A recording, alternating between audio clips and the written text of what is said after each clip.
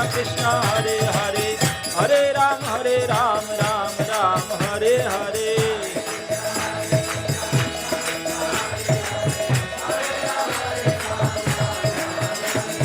हरे कृष्ण कृष्ण कृष्ण हरे हरे हरे राम राम राम हरे हरे।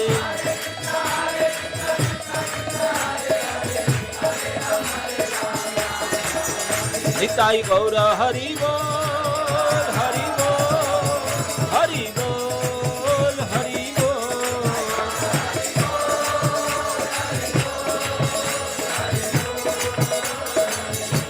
आप सभी जो स्थान में बैठे हुए हैं ये सत्य युग का स्थान है।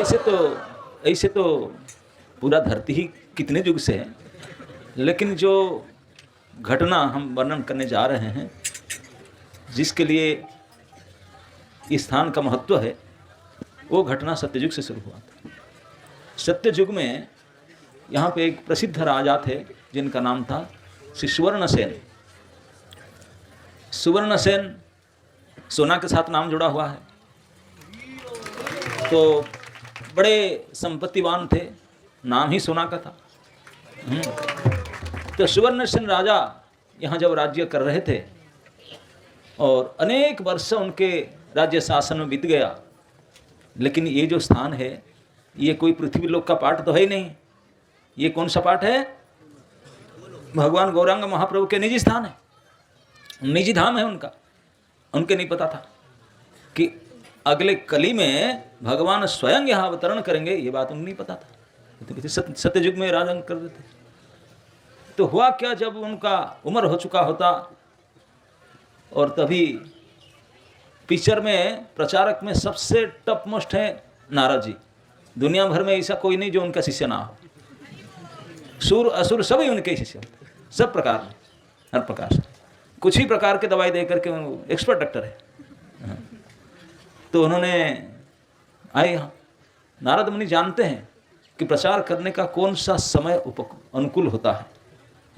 Strike the iron when it is hot. तो वेट कर रहे थे, मौका ढूंढ रहे थे। सुवर्णसेन को भक्त बनाना था उनको। तो मौका देख करके नारद जी पधारे। किसी में मूड खराब था, कुछ ऐसा हुआ होगा। समय देखकर नारद जी आकर के उनको प्रचार किए। धीरे धीरे प्रचार करके उनको ये समझाने लगे, तुम्हारे जीवन के लक्ष्य यही नहीं है, ये कोई तुम्हारा साथ नहीं देंगे। तुम कितने लंबा उम्र तुम्हारा था सत्ययुग में, हजारों साल का उम्र, तू वही राज कार्य कर खा पी करके बिता दिया, बुढ़े होकर मरने वाले हो अभी। पता नहीं तुझे किस लिए तू आया, क्या किया। कृपा करके नारद जी ने उनको ज्ञान दिए, आत्मज्ञान दिए, आत्मा के बारे में बताए, जीवन के लक्ष्य के बारे में बताए, और बोले कि हमारा जीवन के एकमात्र लक्ष्य है, हम लोग इसलिए आए हैं कि हरि के भजन करने के लिए, भोजन करने के लिए नहीं है। भोजन तो अपने आप मिलता है, ये तो गाड़ी मेंटेनेंस में चलता है। भगवान बुद्ध मेंटेनर वही हैं। सच बताएं, हम सभी जो भी करते हैं खाने के चक्कर में ज़्यादा समय रहते हैं। आप देखेंगे आपका डेली शेड्यूल 24 घंटा, नौकरी करते हैं 7-8 घंटा, जो पैसा कमाते हैं वो मेन बजट जाता है सब्जी अनाज खरीदने के लिए, वो क्या क्या आइटम बनाने के लिए, ये सब करने के लिए, फिर बनाओ, काटो बाटो, फिर खाओ, फिर डाइजेस्टिंग करने के लिए पी लो, फिर उसको बर्तन साफ करो, किचन, इसी में तो सबसे ज़्यादा दिन का समय बीत जाता है भोजन में। भोजन नहीं कर पाते। तो लेकिन केवल मनुष्य को छोड़ करके और 80 लाख प्रकार के प्राणी इस संसार में रहते हैं, किसी का कोई किचन नहीं होता है ना। मार्केट जाते हैं, अनाज मंडी ना सब्जी मंडी, ना कोई मेनू भेनू, कुछ नहीं करते। ना बैंक में अकाउंट है, ना कोई नौकरी चाकरी बिजनेस बड़ी, कुछ नहीं करते, मस्ती में रहते। खूब बच्चा पैदा करते हैं, हम तो 1-2 होने से मर जाते हो, 2 हो गए, क्या करूँ, बंद कर। उनको तो 1 डजन हो क्या। ना स्कूल में एडमिशन की चिंता है, ना कपड़ा लत्ता देना है, ना क्या कैरेक्टर, कुछ नहीं चिंता। कितने हैं? अगर भोग करने का इच्छा हो विषय भोग को, तो हमको कुकर शुकर होना चाहिए। उनका साथ हम कम्पीट नहीं कर सकते। भगवान सुनो, हम लोग तो कहीं बात करने से छिपा कर फोटो खींचते हैं, देख लेता नंबर, फोटो भेज देगा, बदनाम हो जाएगा। उनको तो बीच बाजार में कोई फोटो खींचेगा नहीं, कुछ भी करे। अगर भोग करना है, गर्लफ्रेंड बॉयफ्रेंड बनाना है, तो शुकर कुकर जो नहीं इज द बिफिटिंग बेस्ट है, उसमें जाना चाहिए। मनुष्य शरीर में आकर के दुर्लभ मानुष जन्म लभिया संसार, हरि नाभ जिन दुख कई वो कहा। ये केवल इसी के लिए मनुष्य जन्म मिला है। तो ये बात को नारद जी ने समझाए तो राजा गंभीर होने लगा, सीरियस होने लगा। लंबा समय तक प्रचार के नारद जी जैसे महान संत है, उनके संग पाना कुछ सामान्य बात नहीं है। अनेक अनेक पुंजीभूत पुण्य जब इकट्ठा होते हैं तब कोई ऐसे संत का संग प्राप्त होता है, नहीं तो नहीं। संत संग ऐसे नहीं मिलता, महत संग। और जो भी कुछ हम इस प्राप्ति करते हैं जीवन में, महत कृपा बिना नहीं को न कार्य सिद्धि। हरि भक्ति दुर्रो संसार नहीं खै, हर कुछ महत कृपा से ही प्राप्त होता है। और श्री नारद जी जैसे महान संत है, उन्होंने आए, वो तो हर युग में रहते ही हैं। अब आकर के उन्होंने राजा सुवर्णसेन को ये प्रचार किए। गौरंग महाप्रभु आते हैं, उनका जीवन का लक्ष्य ही है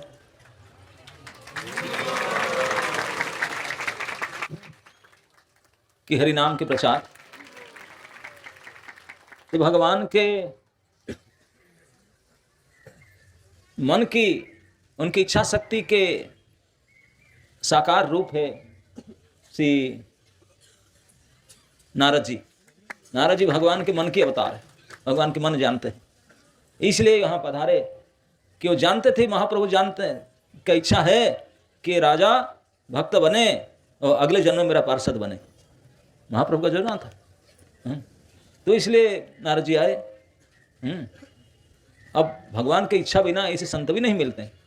आ करके इसे उनको समझाए, बुद्धि ज्ञान दिए, तो राजा समझ गया, क्योंकि ऐसे समय पर, ऐसे अनुकूल समय पर प्रचार किए, बिल्कुल बैठ गया मन में बात। नहीं तो अगर अनुकूल समय ना हो ना, कितने प्रचार करो, कितने कैंप करो, कितने प्रसाद खिलाओ, कितने बुक डिस्ट्रीब्यूशन करो, कुछ ही नहीं होगा, है ना। नहीं, एक कथा है कि एक व्यापारी थे, तो उनका यहाँ व्यापारी मंडल में सत्संग भवन था। डेली स्कूटर लेकर जाते थे सत्संग में, डेली जाते थे रेगुलर। जो सत्संग में जो कथा कहने वाले व्यास रहते थे, वो देखते हैं इज वेरी रेगुलर व्यापारी जी। तो एक दिन उनका बेटा था, बोला पापा आप हमेशा कहाँ जाता है ना, मैं सत्संग में जाता हूँ, मुझे भी ले चलो, मैं भी जाना चाहता हूँ। अरे आपके लिए सत्संग नहीं, आप पढ़ाई लेकर जाओ, सत्संग में क्या है, नहीं लेना चाहते। एक दिन तो बेटा जिद किया, नहीं पापा मुझे ले चलो, मुझे ले चलो। बोला ठीक है, पूछ कर आता हूँ। तो उस दिन पूछा हमने व्यास जी से, बोले मेरा बेटा बड़ा जिद्दी करता है सत्संग में आने के लिए, क्या मैं उनको लाऊं? ना रे, महासौभाग्य की बात है, कोई बेटे तो आते ही नहीं, खेलकूद में समय बिताते हैं, ये सत्संग में आना चाहते हैं, आप रोकते हैं उनको? अवश्य लाना चाहिए ना, कोई गड़बड़ तो नहीं होगा। यार गड़बड़ क्या, सुधर जाएगा, अच्छा होगा, सत्संग में आने का कोई बुरा थोड़ी ना होता है। तो व्यापारी को समझ में आ गया, तो बोला ठीक, कल दूसरे दिन वो लेकर के आया, स्कूटर में बैठा करके बेटा को लेकर आया। अब उस दिन की कथा में व्यास जी ने गौ सेवा के महत्व वर्णन कर रहे थे। गौ माता कितने महान है, गौ सेवा करना कितने कल्याणकारी है, हितकारी है, हम सभी को गौ सेवा करना चाहिए अपनी शक्ति के हिसाब से। तो लड़का बड़ा ध्यान से सुन रहा था। अब क्लास खत्म हुआ टाइम पर, वो तो रेगुलर था, कई सालों से आ रहा था, तो लड़का बैठ के चला गया। बोला अब दुकान खोले। उस दिन तो उनका कुछ काम था, बेटा को बोला तुम दुकान में बैठा, मैं काम करके आता हूँ घंटे 2 घंटा। ना हाँ कोई बात नहीं, बैठता। तो उनका मन में तो कथा चल ही रहा था, लड़का के मन में। जब दुकान में बैठा, अनाज का दुकान था, और गाय आदि तो अनाज की मंडी में घूम रहे हैं, आप देखेंगे सब जगह में भारत में घूमते हैं। अब उन्होंने गाय लोग कोई नज़र से बनाकर देख लेते हैं, मेरे सेठ जी गए हैं अभी आपसे, ये सेठ का लड़का बैठा है, लगता है कि बड़ा मासूम लड़का, बहुत अच्छा है। उनका मुंह से लगता है मैं अगर जाऊं मुझे मना नहीं करेगा, मुझे मारेगा पिटाएगा, भगाएगा नहीं। धीरे धीरे गौ माता ने स्टेप फरवड़ गए। वो तो लड़का तो खड़ा हो गया, गौ माता आ गए, स्वयं पधार रहे हैं, प्रणाम किया और खड़े होकर के कृतकृत्य होने लगा। हाँ, स्वयं गौ माता आ रहे हैं, गौ सेवा का महत्व आज ही सुन के आए और स्वयं सेवा लेने के लिए आ रहे हैं।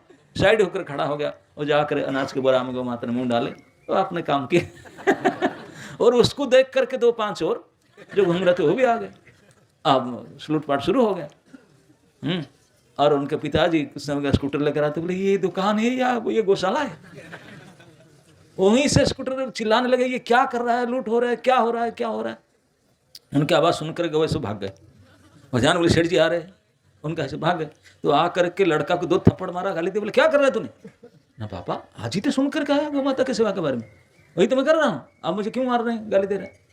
तो बोले मैं समझ गया, उनको गाली दी, दुकान बंद की, सीधा स्कूटर से गए व्यासपीठ पर। जा करके उनके ऊपर 2 गाली चलाए। व्यास जी बोले क्या हो गया, इतने क्यों आज मेरे ऊपर गर्म होकर गाली दे रहे हैं? ना मैं मना कर रहा था, आपके बुद्धि से फंस कर मैं लेकर आया गया ना, काम बिगाड़ के रखा ना, क्या हो गया? ना मैं नहीं ला रहा था लड़का को, सिंपल हार्ट अटैक लड़का है, तो इसमें कथा लग गया, कथा लग गया, जो इसे करके रखा है वो सेवा कर रहा था। तो व्यास जी बोले सेठ जी आप तो सालों से रेगुलर आते हैं, आपको नहीं लगा, मुझे कैसे लगा कि आपके बेटा को लग जाएगा? ना हम संभाल लेते हैं, हमको थोड़ी ना लगता है, हम तो वर्षों से सुनते हैं और वही सुने वही छोड़ कर जाते हैं, हम थोड़ी पकड़ते हैं उसको। लेकिन लड़का है, मासूम है, वो पकड़ लिया उसको, छोड़ा ही नहीं, कथा लग गया। अब यही क्या ना। व्यास जी ने माफी मांगे, बोले गलती है मेरा, मुझे पता नहीं था ऐसे लग जाएगा ना, और क्या उसका सामर्थ्य नहीं है मेरे जैसा आपको त्याग करने के लिए। हम जैसे कथा को वहीं छोड़ कर जाते हैं, वहीं सुनते हैं वहीं छोड़ते हैं, बाहर तक नहीं लेते हैं। तो ऐसा सामर्थ्य उसका नहीं है, आपको में ले आया फंस गया। तो इसी प्रकार हम लोग है, कथा लगता नहीं है। लेकिन ऐसे ऐसे कभी समय होता है, उस समय पर जब बोला जाए ना, बिल्कुल हृदय तक बस घुस जाता है, बिल्कुल बैठ जाता है बात, बाकी समय तो बैठेगा नहीं। जैसे नारद जी ने जानते चित्रकेतु महाराज को, करोड़ों पत्नियां थी, लड़का नहीं हो रहा था, कितने साधु संत आए, कुछ नहीं पता, उनको लड़का दिए, लड़का हुआ, और ये वर्ल्ड फेमस फेस्टिवल किया जन्मदिन लड़का का, और थोड़े ही दिन में उन्हीं की ही पत्नियों ने विष देकर लड़का को मार दिया। लड़का जब मर गया, इतने दुख हुआ, इतने दुख हुआ, इतने दुख हुआ, राजा रानी तो पगले गए, प्रैक्टिकली पूरा मैड हो गए। उसी समय नारद जी आए, अंग्रेजी को साथ में लाए, लड़का को जिला करके उनके मुख से भी उपदेश दिए, बोले मैं क्या दूं, उनसे सुन लो।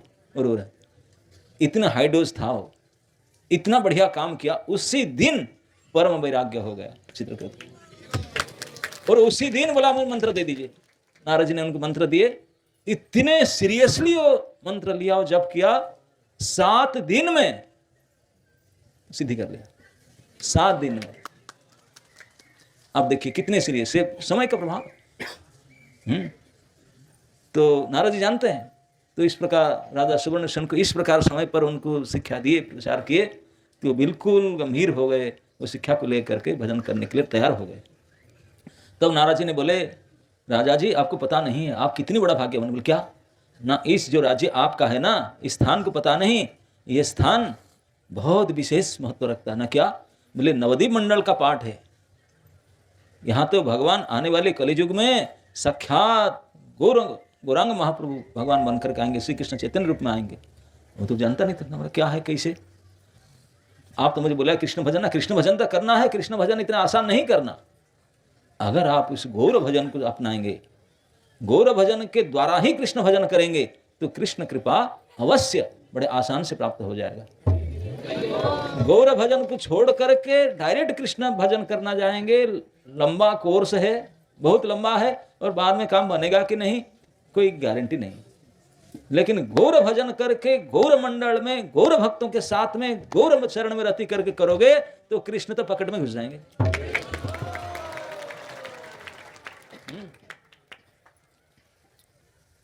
और क्यों? क्योंकि जो गौर नाम है इसमें कोई अपराध नहीं है। कृष्ण नाम में तो अपराध विचार रहता है, गौर नाम में अपराध विचार नहीं है। गौर नाम को अगर आप अपनाएंगे तो कृष्ण रति प्राप्त हो जाएगा, कृष्ण रति प्राप्त हो। तो इसलिए आप ये भगवान के नाम के माध्यम से आप भजन कीजिए। इसी को हमारे आचार्य लोग बोलते हैं, दयाल निताई चैतन्य बोले नाच रे अमर मन, नाच रे अमर मन, नाच रे अमर मन, निताई चैतन्य बोले नाच रे अमर मन। ओ नामे अपराध विचार तो नहीं है, ओ नामे अपराध विचार तो नहीं है। कृष्ण रति हवे पावे प्रेम धन, दयाल निताई चैतन्य बोले नाच रे अमर मन। तो निताई चैतन्य नाम में अपराध विचार नहीं है। अगर निताई चैतन्य नाम का भजन करेंगे तो कृष्ण नाम में रति ऑटोमेटिक हो जाएगा, वृंदावन में राधे श्याम का दर्शन भी हो जाएगा और जीवन सफल हो जाएगा। तो उन्होंने जब सुना बोला यही स्थान है, यही धाम है, आप यहीं बैठे थे, जो पता नहीं है भगवान यही आने वाले हैं। तो बोला मुझे थोड़े बताओ, मुझे पता नहीं, मैं तो कृष्ण के बारे में तो सुना पढ़ा हूँ, ये जानता नहीं। बोला ये तो बहुत गुप्त अवतार है। नारायण जी ने गौर गुणावली बोलने, गौर कथा बोलने लगे थोड़ा बहुत, तो बड़ा अच्छा लगा। गौर कथा जो नेक्टर है, श्री चैतन्य चरितामृत में श्री कविराज गोस्वामी एक जगह पर कहते हैं, बूझे बा ना बूझे केहा सुनीते सुनीते सेहा कि अद्भुत चैतन्य चरिता। बूझे बा ना बूझे केहा सुनीते सुनीते सेहा कि अद्भुत चैतन्य चरिता। कृष्ण उपजीवे रति बुझिबे रसेर रीति सुनी लई है बड़ हित। बुझिबे रति बुझिबे रसेर रीति सुनी लई हवे बड़ हित कि अद्भुत चैतन्य चरित। चैतन्य महाप्रभु के चरित्र इसे अद्भुत है, समझ में नहीं आता है बंगाली, फिर भी सुनो। सुनने से क्या होगा फायदा? ना कृष्ण में रति हो जाएगा, रस का रीति को समझ में आ जाएगा, और बिना समझे सुनने से भी तेरा परमहित हो जाएगा। अगर समझ लो तो फिर क्या होगा समझ लो, अगर समझ नहीं, बिना समझे में ये फायदा है। तो ये बात को सुन करके राजा सुवर्णसेन तो बहुत सीरियसली गंभीर हुआ। गौर कथा सुना ध्यान से, नारद जी तो विदा लेकर गए, लेकिन राजा तो बड़ा गंभीर हो गया, पूरा चिंता में रहा, गौर स्मरण कर रहा, गौर स्मरण कर रहा। उनको नहीं पता ये साक्षात गौरमंडल भूमि है, गौरांग महाप्रभु का निज स्थान है, यहाँ स्मरण करने से लाखों गुना ज्यादा इफेक्ट पड़ता है। उसी रात को उसी गौरांग महाप्रभु स्वप्न में आए, और राजा ने देख रहा है स्वप्न में गोल्डन फॉर्म, आजानुलंबित भुजौ कनकावदातो संकीर्तने कपितरो कमलायताख्यो विश्वंभरो द्विजभरो जुगधर्मपालो वंदे जगत प्रिय करो करुणावतारो। करुणावतार जुगधर्म पालन करने वाले भगवान गौरहरि अपने स्वर्ण रूप में बिल्कुल कनकावदातो, golden form, molten golden form, और ये 7-8 फीट का हाइट, ऊर्ध्वभाव होकर के कमल नयन से आंसू बह रहा है और कीर्तन कर रहे थे, अपने पार्षदों के साथ कीर्तन कर रहे थे। तो देखा सुवर्णसेन ने स्वप्न में, ओ हो, इसी दिव्य दर्शन को, इसी दिव्य रूप को देख करके पूर्ण मोहित हो गया। अब तो स्वप्न खत्म होने तक अब मंगलाती टाइम हो चुका था, उठ कर तो रोने लगा, व्याकुल होने लगा। मैं जो स्वप्न देखा, जो रूप देखा, कब उनको देखूंगा, क्या करूंगा, सर पिटने लगा, रोने लगा। जब बहुत व्यथित विकल होने लगा तो आकाशवाणी होने लगा, राजा चिंता मत कर, चिंता मत ना, मुझे इस रूप में जाना है, होगा तुझे, इसीलिए तो स्वप्न में आए। इस शरीर तुझे छोड़ने के बाद में तुझे दोबारा जन्म मिलेगा यहीं पर, और तभी कलियुग में तुझा जन्म होगा, और तभी भगवान गौरहरि वहाँ प्रकट होंगे। उसी समय में, समकाल में तेरा जन्म होगा। मैं क्या करूँगा, तू भी बड़ा बिजनेसमैन होगा, तू राजा है, संपत्तिवान होगा, तेरा नाम है बुद्धिमंत खान, और तू गौरांग महाप्रभु के एक पार्षद होंगे। इतनी प्रसन्न हो गया। अब तो कीर्तन करने के लिए मन किया, सुबह उठ करके अब उस स्वर्ण रूप को देख करके कीर्तन करने लगा, और उनको लगा कि वही जो गोल्डन फॉर्म स्वर्ण रूप गौरांग महाप्रभु अपने पार्षद के साथ यहाँ कीर्तन विहार कर रहे हैं। ये स्वर्ण रूप का विहार स्थल को देख करके नाम पड़ गया स्वर्ण विहार। ये बात जब श्रीपाद नित्यानंद प्रभु, श्री जीव गोस्वामी और श्रीनिवास जी ये सब साथ में थे, उनको बता रहे थे। अब जानते ना श्रीवास ठाकुर नारद जी हैं, हो तो उन्हीं का बात बोल रहे हैं। नारद जी उनके पहले का बात सुन करके उन्होंने छोड़ गया, अरे मैं यहाँ क्या, अचेत हो गए। जीव गोस्वामी और इस भगवान के इस नित्य विलास को, स्वर्ण विहार की बात सुन करके हा गौर हा निताई कह करके वो लोटपोट होने लगे रो करके। तब नित्यानंद को बोले, अरे ये ऐसा नहीं, ये प्रेम को अगर पाना है, आस्वादन करना है, भज गौरांग कह गौरांग लह गौरांगेर नाम रे।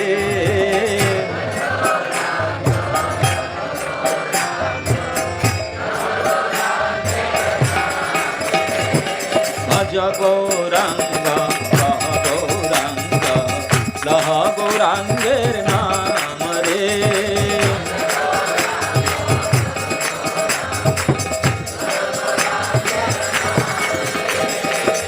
जय जन गौरांग भजे सेह आमार प्राण रे। जय जन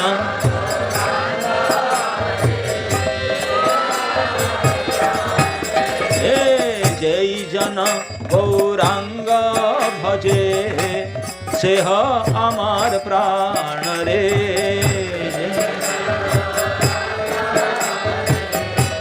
गौरांग गौरांग गौरांग भज गौरांग कह गौरांग लह गौरांगेर नाम रे।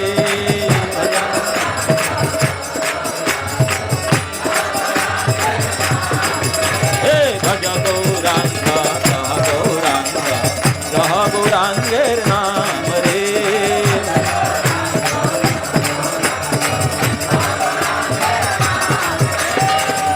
दुबाहु तुलिया गौरांग बोलिया नाचिया नाचिया जा रे।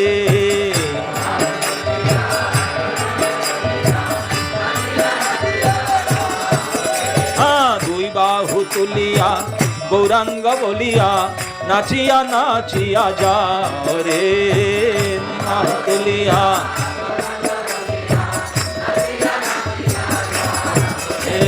भज गौरांग कह गौरांग लह गौरांगेर नाम रे। भज गौरांग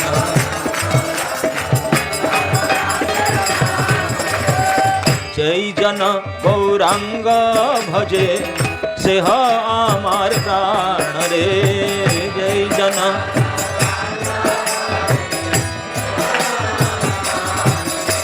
भज गौरांग कह गौरांग लह गौरांगेर नाम रे। भज गौरांग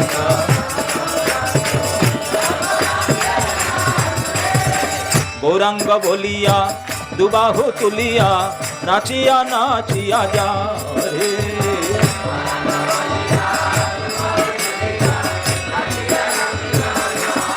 गौरांग गौरांग गौरांग भज गौरांग लह गौरांग कह गौरांगेर नाम रे।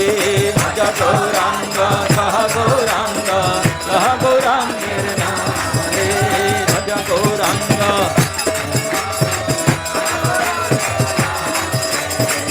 जब श्रीवास ठाकुर श्रीपाद जीव गोस्वामी नित्यानंद प्रभु और भक्तगण इस प्रकार गौर कीर्तन में मग्न हो गए, नाचने लगे, अब रोने लगे कि सच में क्या गौर के कीर्तन विलास हम देख पाएंगे। अब आप जानते हैं नित्यानंद प्रभु का कि विशेषता है, नित्यानंद प्रभु अगर पैर उठाएंगे नाचने के लिए तो गौरांग महाप्रभु का डाउनलोड होना ही पड़ेगा, बिना नेटवर्क में आना ही पड़ेगा। भगवान के आपने वचन है निताई रे नर्तन में मुझे रहना ही रहना है, और निताई उठ करके नाचने लगे तो गौर को आना पड़ा। फुल गौर सपार सद प्रकट हो गए। भज गौरांग कह गौरांग लह गौरांगेर नाम रे। भज गौरांग हाँ भज गौरांग कह गौरांग लह गौरांगेर नाम रे। भज गौरांग जय जन गौरांग भजे सेह आमार प्राण रे। जय जन हाँ भज गौरांग कह गौरांग लह गौरांगेर नाम रे। भज गौरांग गौरांग गौरांग गौरांग गौरांग गौरांग गौरांग गौरांग गौरांग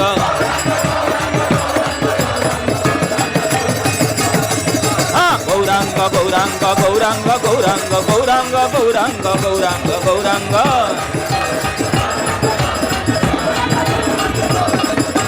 भज गौरांग लह गौरांग कह गौरांगेर नाम रे भज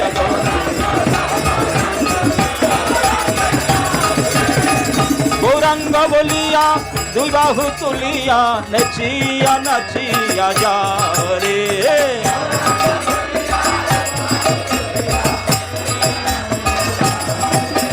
भज गौरांग कह गौरांग कह गौरांगेर नाम रे भज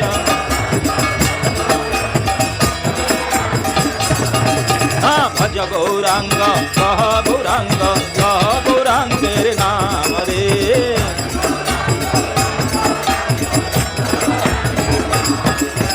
गौर नित्यानंद बोल गौर नित्यानंद बोल गौर नित्यानंद बोल गौर नित्यानंद बोल हरि बोल हरि बोल हरि बोल हरि बोल गौर नित्यानंद बोल गौर नित्यानंद बोल हरि बोल हरि बोल गौर नित्यानंद बोल गौर नित्यानंद बोल हरि बोल हरि बोल हरि बोल हरि बोल गौर नित्यानंद बोल गौर नित्यानंद बोल गौर नित्यानंद बोल हाँ गौर नित्यानंद बोल हरि बोल हरि बोल गौर नित्यानंद बोल गौर नित्यानंद बोल हरि बोल हरि बोल निताई गौर हरि बोल हरि बोल हरि बोल हरि बोल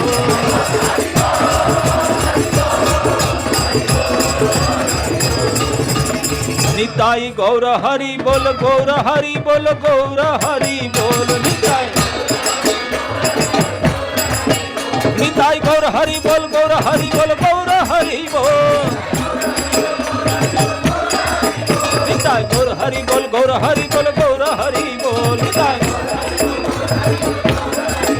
गौर हरि बोल हरि बोल हरि बोल हरि बोल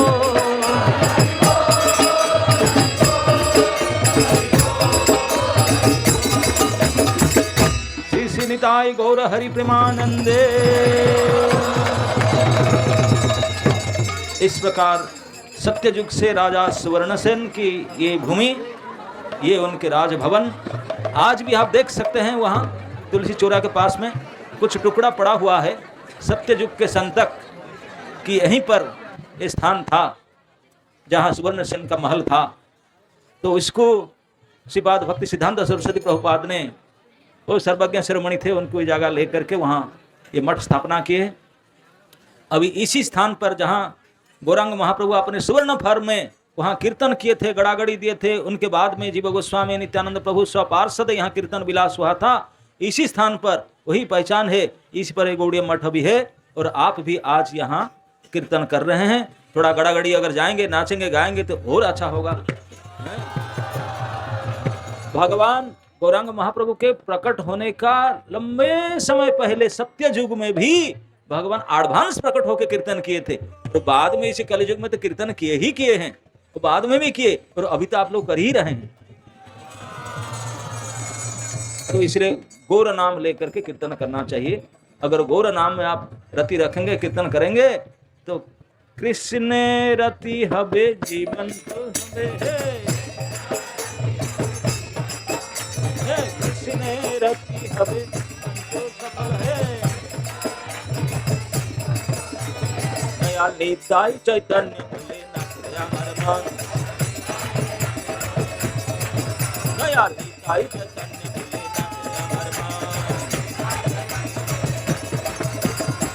आप लोग का केवल मुंह से बोलते हैं, मन नाचता है कि नहीं पता नहीं, तन तो नाचता ही नहीं। क्या नचेगा? अब रास्ता में नाच नाच कर जाएंगे। यहाँ से भी जाने का समय हो गया। जाते समय कैसे जाएंगे? तू बाहु तुलिया गौरंग बोलिया नचिया नचिया जाओ रे।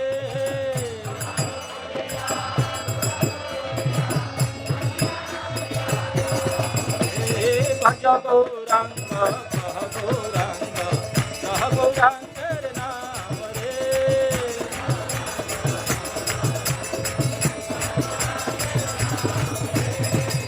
जय श्री गौरांग महाप्रभु की, नित्यानंद प्रभु की, आप सभी परिक्रमाकारी गौर भक्त वृंद की, गौर हरि प्रेमानंदे हरि।